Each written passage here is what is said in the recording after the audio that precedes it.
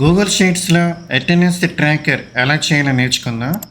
So first ఆ days ఉన్న cells అన్నింటినీ సెలెక్షన్ చేసుకోండి. ఇన్సెర్ట్ మెనూ క్లిక్ చేసిన తర్వాత అందులో టిక్ బాక్స్ ఆప్షన్ క్లిక్ చేయండి. ఓకే, ఇక్కడ టిక్ బాక్స్ ఆన్ చేస్తుంటే కండిషన్ ట్రూ అయినట్లు, ఆఫ్ చేస్తుంటే కండిషన్ ఫాల్స్ అయినట్లు.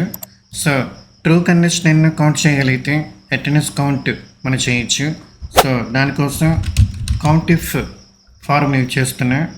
ఓకే, డేస్ అన్నిటిని సెలెక్షన్ చేయండి, కామా అందులో మనకు కౌంట్ చేయాల్సింది ట్రూ. సో వితిన్ కొటేషన్స్లో ట్రూ అని రాయండి. ప్లస్ అంటే నెక్స్ట్ డబుల్ క్లిక్ చేస్తే మిగతా సెల్స్ అన్నిటికీ అప్డేట్ అవుతుంది.